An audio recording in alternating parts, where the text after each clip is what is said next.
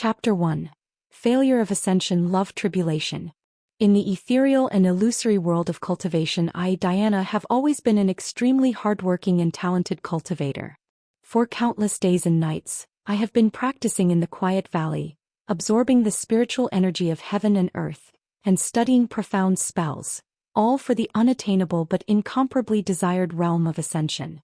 But fate was about to touch the threshold of the ascension of the moment, gave me a heavy blow. I failed to ascend. The master looked compassionate, his gaze was full of deep insight into the world. He slowly spoke. Diana, your earthly destiny has not yet been fulfilled. There is still a love disaster waiting for you to go through in the mortal world. Only by crossing this difficult barrier will you be able to sever your earthly bonds and step through the sacred door of ascension. I was full of doubts and unwillingness, but I could only listen to the master's guidance, with a heart full of disappointment, into this unknown mortal love disaster. In that prosperous and peaceful manner life, the friendship between William and I since childhood was the most solid dependence in my heart, as well as my most certain aspiration for a happy life in the future. However, I don't know when everything has quietly changed. Ever since Jessica appeared, I was keenly aware that William's attitude towards me was growing colder by the day. At one time his eyes were full of tenderness and favor, and it seemed like yesterday when we strolled along the paths of the manor together, sharing our joys and sorrows. But now when he and I get along, his eyes always unconsciously dodge. The words have become less and less, every exchange is permeated with perfunctory. At first, I naively thought that he was only momentarily grateful to Jessica. After all, Jessica saved his life, this favor in his heart must have a heavy weight. I consoled myself, when he slowly cleared the feelings inside, he will still be as before, firmly stood by my side. Our love will also be like the old oak tree in the manor, through the storm but more and more tough. Even if Jessica had come to me openly provocative, her provocative eyes, slightly mocking tone, are like a sharp needle piercing my heart. But I still choose to believe that I and William's feelings for many years. I told myself that it was just her one-sided wishful thinking and that William's heart always belonged to me. I also tried to hint at Jessica's various behaviors in front of William, reminding him to be more careful. I worded it carefully for fear of causing him to take offense, but he just dealt with me perfunctorily every time. His attitude made me feel incredibly aggrieved, and countless nights I lay in bed tossing and turning, fantasizing that he would change his mind and be intimate with me again. However, reality gave me a heavy blow. That cloudy afternoon is something I can never forget. We were sitting on a bench in the garden as usual, surrounded by the rich scent of flowers, when William's words were like a pot of cold water, dashing the last hope in my heart. His eyes dodged, his tone was cold and determined. Diana, I'm in love with Jessica, let's get out of the marriage. At that moment I only felt the sky spinning, the whole world seemed to be collapsing. I couldn't believe that the love I had trusted so much was so unbearable. Those fantasies that I had pinned high hopes on were instantly shattered into countless pieces, piercing my soul. I looked at this familiar and unfamiliar man in front of me. My heart is full of despair and unwillingness, tears in the eye sockets, but how can not flow down? He took out a check from his pocket and threw it on the table in front of me. Here is some money as compensation for you. I was struck by lightning. I could not believe that in front of me this man who was my childhood friend would say such desperate words. I tried to salvage the situation, my voice with a hint of trembling. William, have you forgotten all the time we spent together? We grew up together. Is this relationship so unbearable? At this time, Jessica hypocritically opened her mouth. She had a seemingly gentle smile on her face, but her words were like a sharp blade. Diana, you can't force the matter of feelings. William's heart is no longer with you. Let's get together and part ways, this is good for everyone. She said while gently holding William's arm as if declaring her sovereignty. I looked at Jessica angrily, no longer able to hold back the anger in my heart, and loudly accused, "Don't you pretend to be nice here. Everything has changed since you showed up. What the hell did you do to William? You used your so-called saving grace to confuse him and make him so desperate towards me." When William heard my words, not only did he not falter in the slightest, but instead his eyes widened angrily and he loudly and angrily rebuked me. Diana, you need to stop being irrational. Jessica is kind and gentle, she has never done anything to hurt you. It is you who are making unwarranted suspicions. If you refuse to withdraw from the marriage again, you won't get a penny. Jessica, on the other hand, with that hypocritical smile still hanging on her face, gently patted William's arm, softly consoling. "William, don't be angry, Diana just can't accept it for a while, let's slowly explain to her." But just at the moment she lowered her head, she used her muzzle to me, silently mocking, "You're about to lose everything." I was full of grievances and pain, like a raging tide, but I couldn't find an outlet to vent it. In the end, in despair, I chose to commit suicide, hoping to end this endless pain. However, when I opened my eyes again, I realized that I had returned to the past where nothing had changed. I felt the familiar yet unfamiliar environment, and a firm conviction welled up in my heart that I knew it was me who had returned to this body, and that this time, I must help myself to get through this love affair and get everything back on track. Chapter 2. Hospital Confrontation. Supernatural Forces Emerge. In the hospital ward, the pungent odor of disinfectant water permeated every inch of the air, and the bleak white light mercilessly sprinkled down, accentuating the depressing atmosphere in the ward more and more strongly. I lay weakly on the hospital bed. Although the injuries on my body had almost all disappeared because of my return, the memories that flooded into my brain like a tidal wave, as well as the incurable wounds in the depths of my heart, still made my face unusually pale. William's face was full of anger. Striding to my hospital bed, his eyes seemed to be burning with rage, glaring at me with disgust.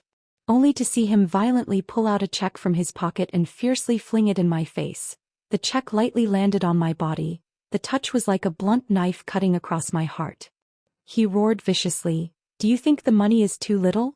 I'll give you double this time and stop pestering me. Leave my world."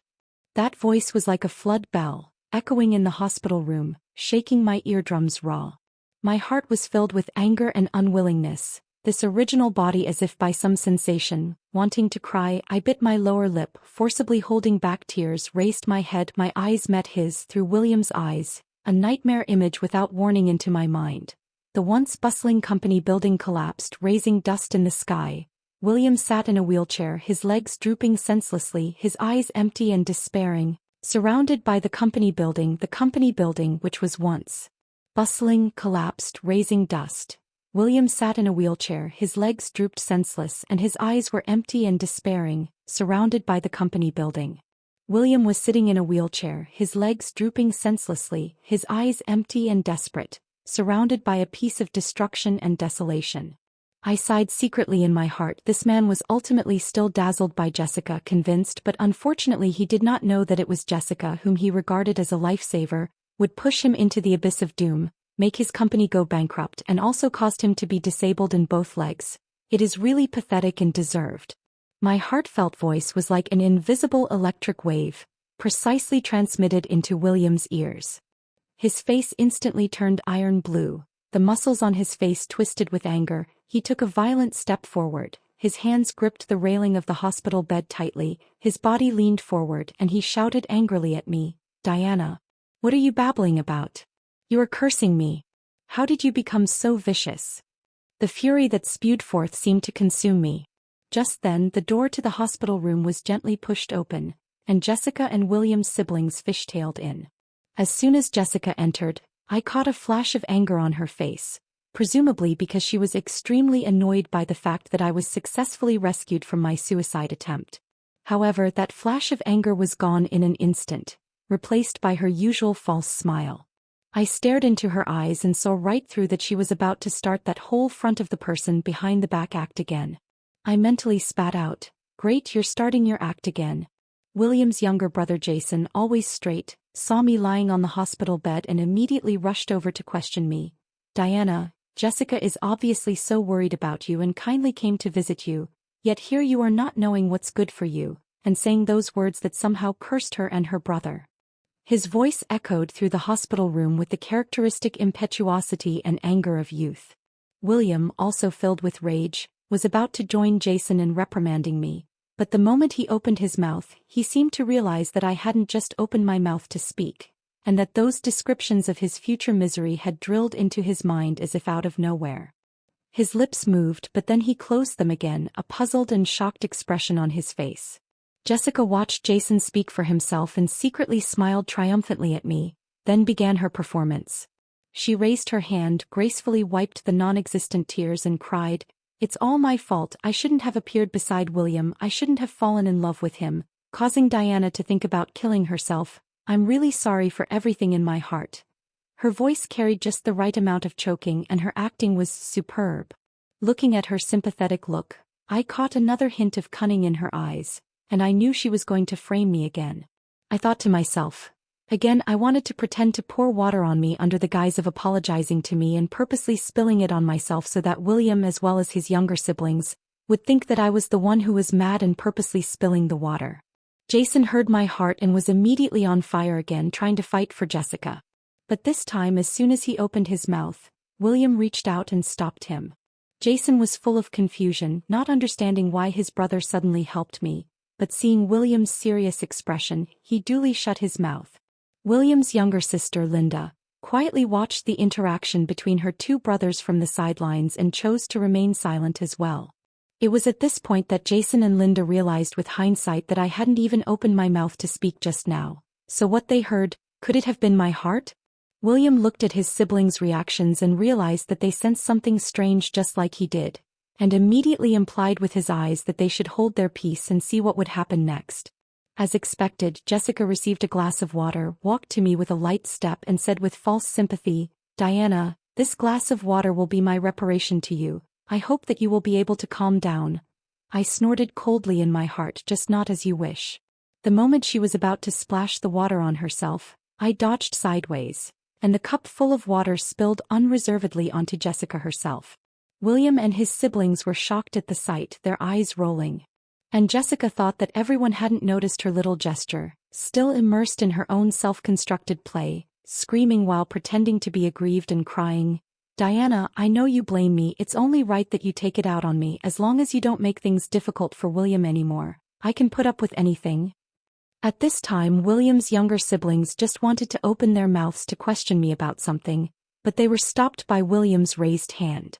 William's face flashed a trace of panic. He recalled my heartfelt words just now, and those words about his future misery filled his heart with fear, and an unprecedented panic spread in the bottom of his heart, and he realized that all of this might be far beyond his knowledge, and he seemed to be standing on the edge of the cliff of fate, staggering. Chapter 3. Crisis Prediction. Supernatural power becomes reality. When my eyes fell on William's younger brother, the nightmarish future scene came into my eyes without warning. In the dimly lit room, he was full of panic. His beloved girlfriend tightly covered his mouth and nose, his body struggled helplessly, his legs kicked randomly, and his hands futilely tried to break away from the life-threatening hands, and finally collapsed to the ground. The light of his life was extinguished. I couldn't help but feel a wave of sadness and helplessness in my heart, secretly thinking, he was so naive and innocent, believing in his girlfriend's words without any defense. No wonder he would die because of the other party. Then I looked at William's sister. An even more tragic picture appeared in my mind. The edge of the tall building, the wind howling, she was in tears, her eyes full of despair and pain, muttering about her love and hate for that negative boyfriend. Immediately after that, she jumped, like a broken kite falling rapidly. Life in that moment came to an abrupt end. I sighed deeply in the bottom of my heart and couldn't help but think, is it really worth it to give your life for such a betraying boyfriend? The three of them saw my lips tightly closed and did not make any sound, but clearly heard the terrible prophecy about their future. In an instant, their faces instantly turned white, like the remnants of snow in winter, bloodless. Even though just now in the hospital what I had thought in my mind about Jessica setting me up had been verified, but that was after all just a seemingly accidental event. For the future prophecy that concerned their life and death, their hearts were still filled with doubt and fear, wavering between believing and disbelieving, and falling into deep hesitation and fear. Jason subconsciously clenched his fists, fine beads of sweat oozing from his forehead, obviously terrified by his terrifying future. Linda was trembling slightly, her hands tightly covering her mouth, as if she couldn't believe the tragic fate that she was about to face. William's brows were tightly locked in concentration, his inner self repeatedly pulling between shock and skepticism. Jessica, on the other hand, went to the restroom to straighten her wet clothes, while missing this wonderful scene. The hospital room was terribly quiet, but at this time I was full of exhaustion, just wanting to leave this depressing hospital, find a quiet place and think about how to get through this difficult love affair. Dragging my slightly weakened body, I found the nurse and whispered my request to be discharged. However, as if sensing my intentions, William immediately stepped forward quickly and reached out to stop me. With a hint of eagerness and anticipation in his eyes, he said, "Diana, don't go yet. After the medical checkup and making sure you're fine, come home with me." Thinking about the relationship between my love affair and him, I had to choose to agree. Staying by his side made it easier to notice where things were going. After a quick inspection, it was determined that my body was not in any serious condition. William then took me back home. The moment I stepped through the door, a familiar scent hit me and memories of the past came flooding back like a tidal wave. William's mom just happened to walk by from the living room and heard my heartfelt words. She turned her head with a puzzled look on her face. Her eyes fell on me with puzzlement written in her eyes, completely unaware of what was going on. She was just about to open her mouth to question me, when William's quick eyes and hands hurriedly pulled her aside and recounted everything that had happened in the hospital, including my magical heart voice ability, Jessica's framing, and those shocking future prophecies in great detail. But William's mom just laughed and laughed, thinking her son might have been dreaming. Until William's dad returned home, I inadvertently saw through his eyes the scene of him spending money in the casino and the mountain of gambling debts. I couldn't help but spit in my heart.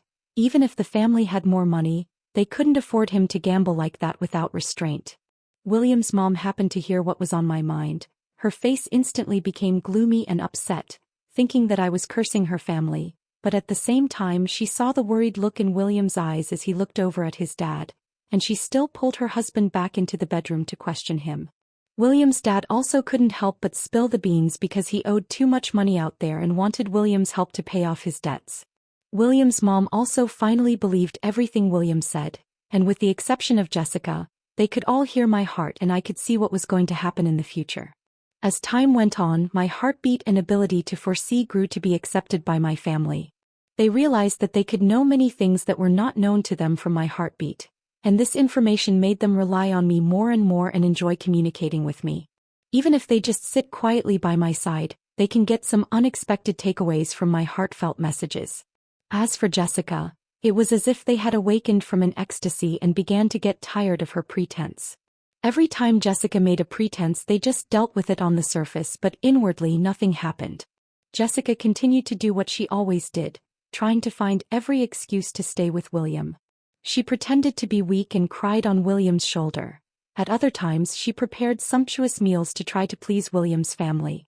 However, William and his family, after deliberation, unanimously felt that only by Jessica's power alone, want to make William and his company into a desperate situation through marriage, is almost impossible. So they decided to hold back for the time being, not moving and observing, trying to find the hidden mastermind behind her through Jessica. Jessica was keenly aware of all the changes, but as she watched William remain smiling at her, she assumed with blind confidence that everyone's closeness to me was only temporary. In her daily life she kept on giving me trouble as before, trying to discredit me in front of others. She purposely knocked over things in my hands and then pretended to be innocent. She made up some false rumors about me in front of everyone. But these little tricks of hers were skillfully defused and countered back by me every time. There was nothing she could do to me, so she could only stop for the time being, avoiding me as much as possible and waiting for her next chance. Chapter 4. Working Together, Crisis Begins. In the period of time after that, William's ability to foresee the future gradually changed from initial shock and skepticism to total certainty. He realized that my ability might be the key to saving his family and company. Finally, in an afternoon when the sunlight poured through the window on the living room sofa, he took the initiative to find me, with a hint of guilt and sincerity on his face, but his eyes were full of firmness and expectation, and had an in-depth conversation with me openly and honestly. He slowly sat across from me, his body slightly leaning forward, hands clasped, his voice slightly hoarse. "Diana, I know that I was blinded by Jessica before and did a lot of things that hurt you. It's all my fault that I approached you to withdraw from the marriage and that my family followed suit and alienated you. I sincerely apologize and I hope you can forgive me." He paused for a moment, a trace of pain and remorse flashed in his eyes and continued, "Now I clearly recognize the severity of the crisis. My company is facing a huge threat and the lives of my family are at stake. I would like to ask for your help. You have such amazing abilities that only you can save us. I listened to his words in silence. My mind was filled with mixed emotions. The images of those who had been hurt by him flashed through my mind like a slideshow, with a mixture of aggression, anger, and resentment. However, I also thought of the love disaster that I had not yet passed through. If I could take this opportunity to resolve the crisis, I might be able to ascend smoothly. After thinking for a moment, I looked into his eyes and slowly said, "William, let bygones be bygones. I am willing to help you." William's face instantly revealed a smile of relief. His eyes flashed with gratitude as he hurriedly said, "Diana, thank you so much. Don't worry, I will definitely cherish this opportunity, and I will definitely make up for the mistakes I once made." After that, William and his family grew closer to me. They began to take the initiative to communicate with me, sharing the moments in their lives and asking me about my foresight of the future. I, in turn, gradually let go of the defenses in my heart and devoted myself to helping them. However, Jessica was keenly aware of the change in the situation. She saw William and his family and I increasingly close relationship. I was gradually marginalized, the heart of the jealousy more and more burning, and finally could not hold back, decided to start implementing their own plans. One afternoon, as the sunlight spilled lazily into the garden, Jessica and I met by chance. When our eyes met for a moment, through her eyes, a picture like lightning into my mind. In a dark and windy night, Jessica, dressed in a black corset, carefully sneaked into William's office. With greed and determination in her eyes, she quickly rifled through the filing cabinets, eventually finding a document labeled confidential. She stuffed the document into her bag, a smug smile on her face, and quietly left the office. I was shocked and realized that the information must be very important. It seemed that the mastermind behind Jessica finally couldn't hold back and started to make a move against William's company. I had to tell William this news as soon as possible, so that he could make early preparations, otherwise William's company would probably suffer a heavy blow as a result. William learned the news only to understand Jessica's purpose. This information is about the company's biggest recent cooperation project. Once it is published, William's company will lose this cooperation opportunity, become the laughingstock of the industry, and slowly go downhill. This is only the beginning of William's loss of the company. After some careful planning on our part, we decided to take the trick. William pretended not to know, deliberately put a fake information in a conspicuous place. When Jessica, full of joy, steals the information and gives it to the mysterious man, what awaits them is a blank, and Williams manages to pull one back. Chapter 5. Saving the Family. During this period, I was always concerned about the well-being of William's family. William's younger brother Jason had befriended a self-proclaimed gentle and kind girlfriend on the internet, not realizing that the other party was a ruthless kidnapper who just wanted to extort money by kidnapping him. When William and I got the news, we immediately launched an investigation and followed the clues to the abandoned warehouse. When we arrived, Jason was tied to a chair with a rag stuffed in his mouth, his face full of terror. We carefully solved the kidnappers and successfully rescued Jason. After successfully rescuing Jason, the abandoned warehouse that was filled with decay still seemed to linger in front of Jason's eyes. He looked at me with palpitations in his heart, his hands trembled slightly, and his voice was still filled with undissolved fear. "Sister Diana, I've already listened to you and avoided those ill-intentioned friends in reality. I didn't think that my girlfriend who I made friends with on the internet would also treat me so mischievous." His eyes were full of confusion and fear, as if he still couldn't believe that he had just experienced a life-and-death crisis. I gently patted his shoulder, my gaze soft and full of comfort, and said, "This is the calamity of your destiny. What should happen cannot be avoided. However, fortunately, everything is over now." My voice was soft but carried a reassuring power.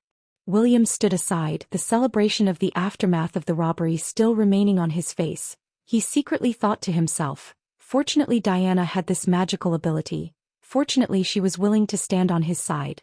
Otherwise, the consequences would simply be unimaginable." After Jason this kidnapping incident, William's sister Linda also more and more clearly realized that between themselves and their boyfriends may not really have a good ending. Her heart is very contradictory, years of feelings like a tough silk thread, tightly wound around her heart, so that she can never be ruthless to break up. Whenever she gritted her teeth and wanted to break off the relationship, her boyfriend's seemingly gentle warmth could easily make her soften her heart and plunge her into the emotional quagmire again. I looked at Linda in the painful struggle in the relationship, The heart is very intolerant, decided to take her to reveal the boyfriend's true colors of hypocrisy. We discussed the situation and Linda excused herself as being sick and unable to go on a date with her boyfriend. Taking advantage of this opportunity, we quietly followed her boyfriend. The night spread out slowly like a huge piece of black silk. The neon lights of the city flashed, reflecting the bustle of the streets and alleys. We followed the man at a distance, dressed in a smart suit, walking at a brisk pace, not showing the slightest hint of concern over his girlfriend's illness. When Linda saw that her boyfriend, who had sworn to her that he would happen to be working late tonight, was currently on an intimate date with another heavily made-up woman, behaving ambiguously, her body instantly froze as if she had been struck by an invisible electric current. Her eyes were filled with shock, anger, and despair, and her heart felt as if it were dead, as tears came out of her eyes uncontrollably. In order to prevent Linda from being swept off her feet again just because of a few sweet words from her boyfriend, I took a deep breath and ruthlessly and cruelly told her the truth. Linda, this woman is not the first and will not be the last in the future. The only reason he coaxed you and stayed with you was because he coveted your family name, a good brother like William, and he coveted your money. After all, you spent a lot of it on him. Looking at Linda bent over in heartache, her hands covering her face, tears pouring out from between her fingers, I couldn't help but think of my last life at that time. Wasn't I also like Linda, blinded by love and ended up in a miserable end? I sighed deeply in the bottom of my heart, walked forward, gently hugged Linda, like coaxing a wounded child, gently comforted her. Linda, don't be too sad. This kind of man is not worth it for you to pay for him. You deserve better. Let go of the past in order to welcome new happiness. My embrace was warm and firm, hoping to give her some strength to get out of this painful relationship. Linda cried in my arms for a long time and finally she wiped away her tears and firmly chose to break up, successfully avoiding the tragic future of jumping for a relationship that I had seen before. Chapter 6. The truth is revealed and the crisis is finally solved. As the investigation deepened, I finally unveiled the secret behind Jessica, and it turned out that the mastermind behind her was William's business rival Lucas. Lucas in the shopping mall and Williams many times, but repeatedly frustrated, never been able to get any benefits from the hands of Williams. His heart was full of resentment and jealousy, so he deliberately set up a vicious trap. He carefully arranged at the right time, let Jessica save William's life, successfully attracted William's attention. From then on, Jessica steps into William's life, and it's all part of Lucas' plot. His ultimate goal is to get Jessica to marry William, and then take over William's company and shares to bring William down. The reason why Jessica was willing to follow Lucas' command and become a pawn in his hands turned out to be because of love. Growing up in an orphanage, her heart desperately longed for warmth and love, and Lucas's appearance made her feel a tenderness and care that she had never felt before. In order to get Lucas's love, in order to realize those Lucas portrayed to her a bright future, she at all costs, undercover in William's side, to help Lucas implement this series of sinister plans. However, my rebirth disrupted all their rhythms. According to their original conception, I should have committed suicide and died because I was unwilling to back out of the marriage. But now not only William but even his family trusted me and obeyed me. The failure of the plan to steal the information last time had infuriated Lucas and Jessica, who hated William and I with a passion. Jessica, although she continued to stay by William's side, was like a trapped animal in a cage with no way to get out. Finally, Lucas lost his patience and became completely infuriated. Before I had time to inform William of everything I knew from my investigation, on a dark evening, Lucas arranged for someone to kidnap William on his way from work. It was in a deserted clearing on the outskirts of the countryside, surrounded by overgrown grass and so silent that all you could hear was the wind. Lucas stood in front of the bound William with Jessica in tow. William was calm and collected despite the danger he was in. He looked coldly at the two men in front of him and questioned, "What the hell do you want?" Lucas' face was written with madness and anger as he roared hysterically, "Why? Why do you always get everything so easily? Everyone is rooting for you and I'm the one who should be on top." His voice echoed in the empty wilderness with endless resentment.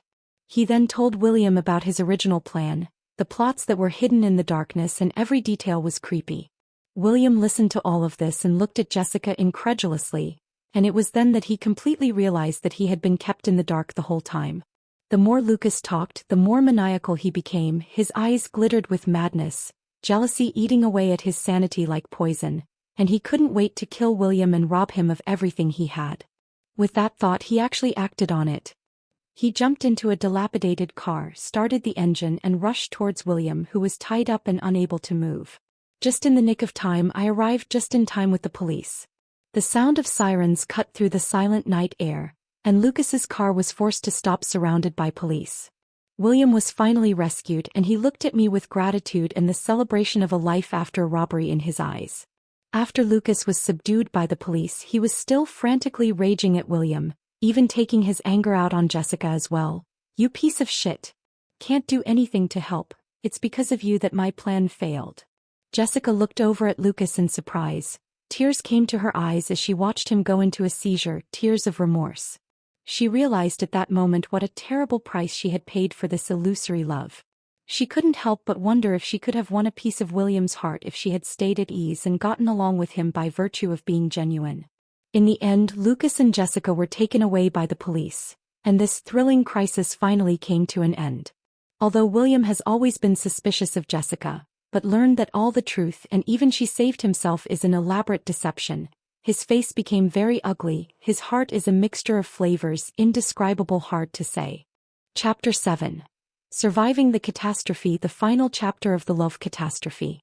During those hectic and slightly dreary days that followed, William dove headlong into company business, trying to paralyze himself with the rush of work.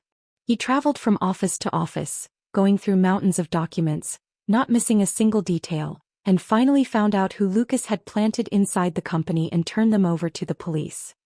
He was busy all day long, his feet in a hurry, as if he didn't have a moment's leisure, not to mention the courage to face me. I knew the torment he was feeling inside, the anger that comes from being deceived, and the deep guilt he felt for having blindly trusted Jessica. Thinking back, I had exposed Jessica's true colors in front of him countless times, from the initial kind words to the subsequent heated arguments, but he was never moved. He had angrily accused me of being a shrew, saying that I had deliberately thrown dirt on Jessica in order to achieve my goal of not backing out of the marriage, just to destroy Jessica's perfect image in his mind. He was convinced that a woman who would fight to save him, a stranger, must be kind beyond measure, not realizing that it was all an elaborate deception. Now that the truth has come out, he doesn't have to remember, but he can visualize Jessica's performance as I once described it. He couldn't face his own stupidity, and he couldn't face me, who had hurt him so deeply, but who had been true to him. After a thorough investigation by the police and strong evidence provided by William, Lucas and Jessica paid the price for what they had done and were sentenced according to the law. I heard that Jessica begged hard to see William in prison, but William refused without hesitation. I couldn't help but speculate whether she was trying to gain William's forgiveness or attempting to sell her misery for sympathy. But all of this is no longer my concern.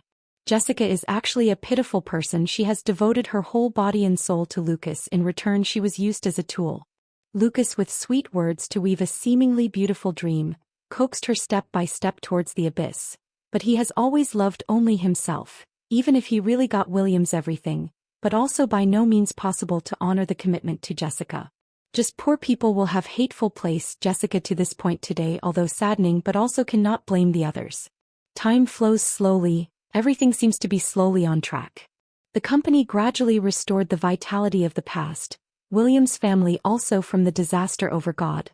Life seems to be back to the old days. However, the guilt in William's heart was like a shadow. Finally, he gathered the courage to find me. He stood in front of me looking haggard, his eyes full of remorse and self-reproach. "Diana, I regret it so much. I hate myself for those bad words I said at the beginning. They are like a sharp blade, ruthlessly hurt you." When he got excited, he even raised his hand and slapped himself, one after another. His mouth kept chanting, "I'm sorry," his voice with a sobbing tone begging for my forgiveness. Once, those hurtful words of his is like a sharp knife, once and again stabbed my heart. But now, looking at him like this, I actually do not have a trace of revenge after the pleasure, but like a heavy shackles removed, feel immense relief.